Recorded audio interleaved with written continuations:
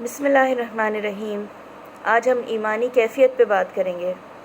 ایمان، اللہ پہ ایمان، اسلام میں داخل ہونے کے لیے پہلی شرط، پہلی یہ یقین کامل تو ہو کہ ہمارا اور اس کائنات کا کوئی خالق و مالک ہے، کوئی ہے جو اس نظام ہستی کو، اس کائنات کو، اس کے ذرے ذرے کو تخلیق کرنے اور اسے زندگی دینے پر قادر ہے۔ وہ موجود ہے، ہمیشہ سے تھا اور ہمیشہ رہے گا۔ ایمان کیا ہے؟ ایمانی کیفیت کیا ہے؟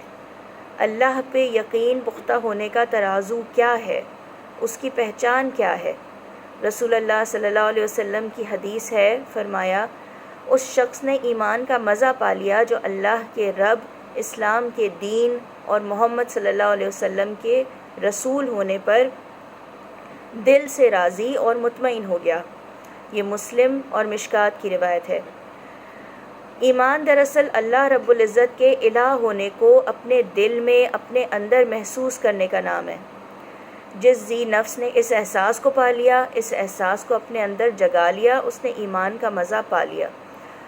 اور جس نے ایمان کی روشنی پا لی، اس نے اپنے لیے اللہ کی طرف سے ہدایت کے تمام راستے کھول لیے، تمام در وا کر لیے۔ یہی ایمان، یہی احساس جو ہمارے دل میں روشن ہوا، اس کی اصل پہچان کیا ہے؟ کیا کیفیت ہو کہ جس سے یہ محسوس کریں، کہ جس سے ہم یہ محسوس کریں کہ ہم نے ایمان پا لیا ہے؟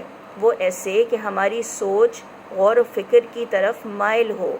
سوچ کا زاویہ یہ ہو کہ جب کائنات کا خالق و مالک، ہر شے اسی کے قبضہ قدرت میں، ہر شے کائنات کے اس کے حکم کی تابع، تمام مخلوقات کا خالق، اصولوں میں اٹل، انسان کی شرک سے زیادہ اس کے قریب، تو پھر ہمارے جسم کا ایک ایک حصہ، ہمارا پورا وجود اسی کے حکم کے تابع ہے۔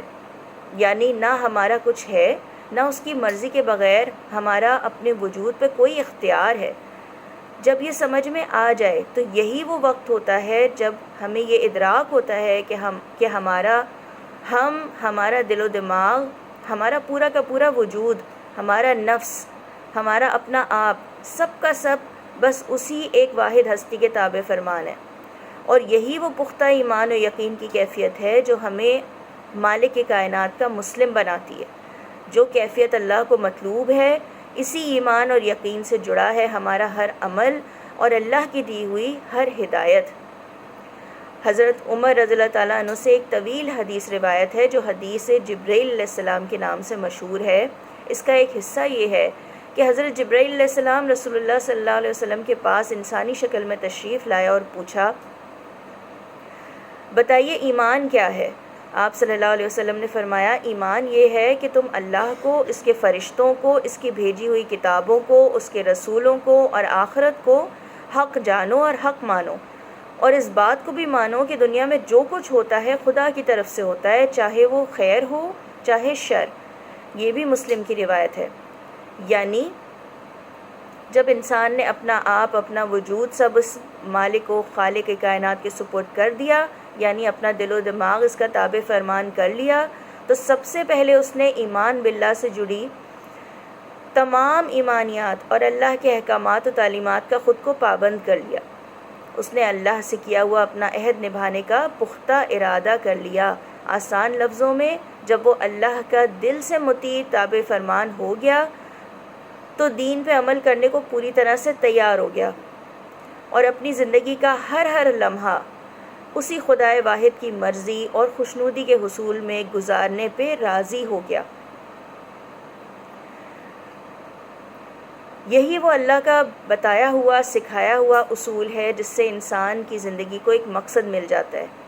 زندگی میں مشکلات اور آزمائشیں آتی ہیں، لیکن انسان کی اللہ کی طرف یکسوئی اور ایمان کی ثابت قدمی اسے ان مشکلات سے نکال لیتی ہے، کیونکہ ہر آزمائش میں اللہ کا فضل، اس کا کرم انسان کے ساتھ ہوتا ہے۔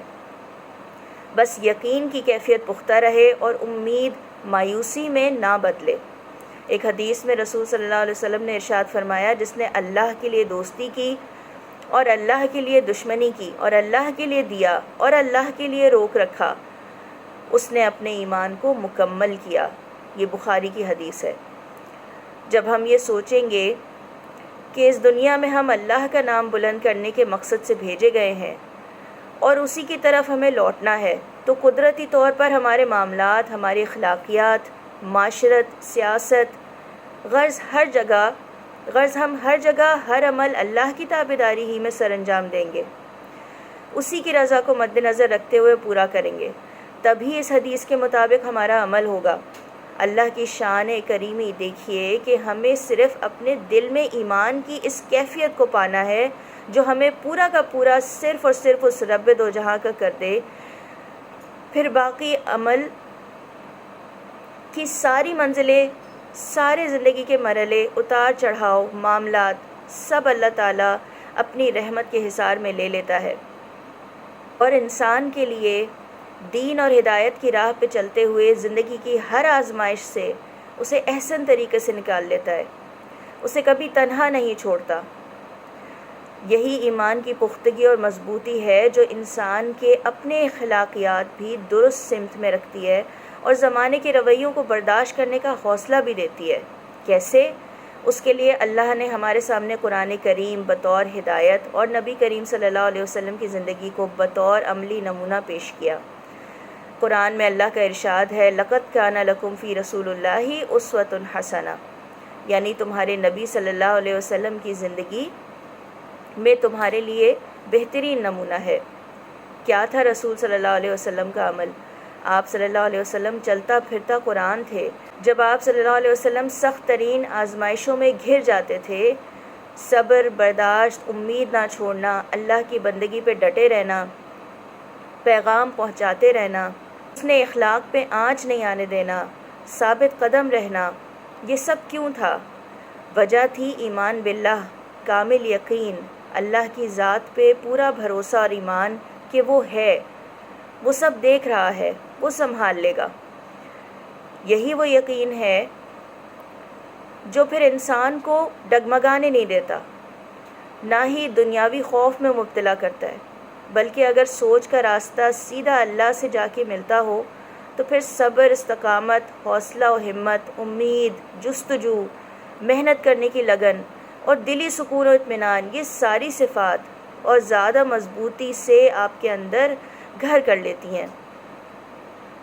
بس ہمیں اللہ کی دی ہوئی ہدایت یعنی قرآن و سنت پہ عمل، اسے اپنی زندگی کا مقصد بنانا ہے، اور دوسرا اہم ترین مقصد لوگوں تک اللہ کا پیغام پہنچاتے رہنا ہے، بغیر ہمت ہارے، پوری لگن اور محنت کے ساتھ۔